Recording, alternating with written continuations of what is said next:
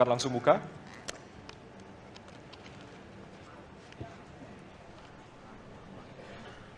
Salah satu pilar penting demokrasi adalah partai politik. Namun kepercayaan publik terhadap partai politik di Indonesia selalu rendah. Pertanyaan, apa kebijakan yang akan Anda lakukan untuk melakukan pembenahan tata kelola partai politik? Waktu untuk menjawab 2 menit dimulai dari sekarang. Saya rasa lebih dari sekedar partai politik. Rakyat tidak percaya kepada proses demokrasi yang sekarang terjadi. Itu jauh lebih luas dari sekedar partai politik.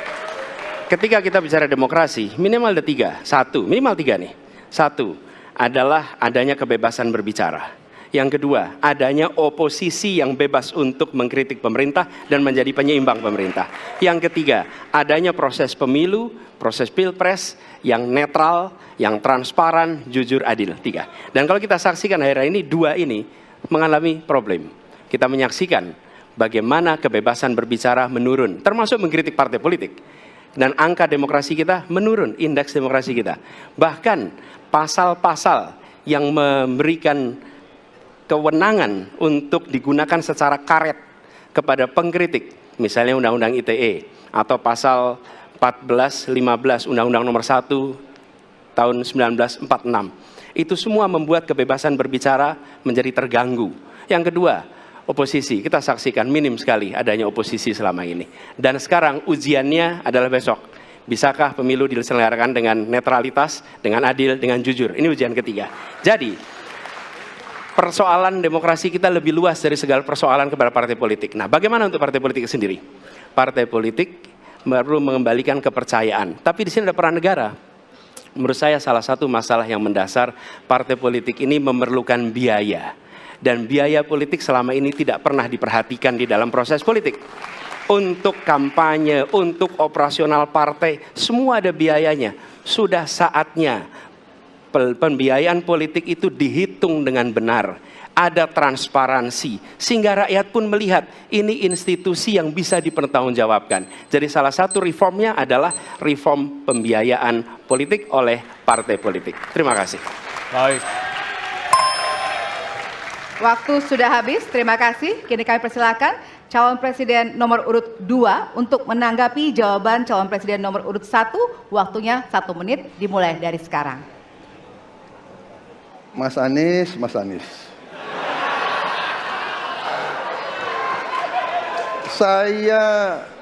Saya berpendapat Mas Anies ini agak berlebihan.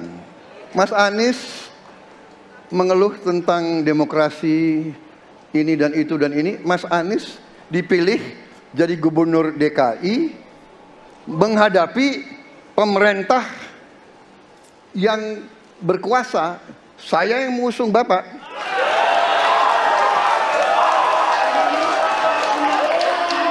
Kalau demokrasi kita tidak berjalan, tidak mungkin Anda jadi gubernur.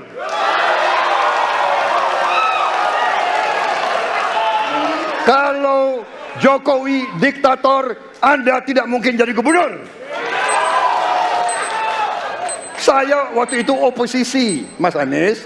Anda ke rumah saya, kita oposisi, Anda terpilih. Waktu habis, Bapak.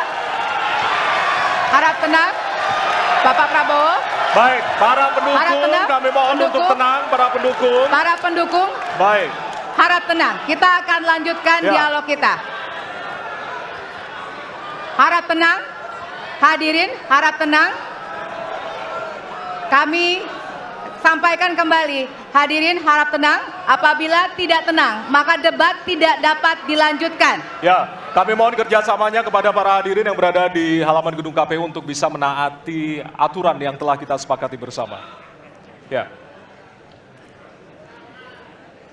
Baik, selanjutnya kepada calon presiden nomor urut 3, kami silakan untuk menanggapi jawaban calon presiden nomor urut 1. Waktunya 1 menit dari sekarang. Saya jadi tidak enak ini Mbak hari ini. Mohon maaf. Saya tidak enak karena 2 kawan saya sedang nagih janji dan membuka buku lama. Tapi percaya begini, yang pertama tidak ada demokrasi tanpa partai politik. Tidak ada, suka tidak suka, mau tidak mau.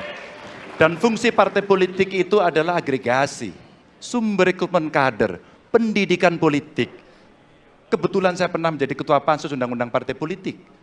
Maka pada saat perdebatan penguatan dari sisi anggaran, penguatan dari sisi partisipasi masyarakat mesti dilakukan, saat itu tidak terlalu banyak yang setuju. Maka Mas Anies, soal oposisi tidak oposisi, soal kepentingan saja kok.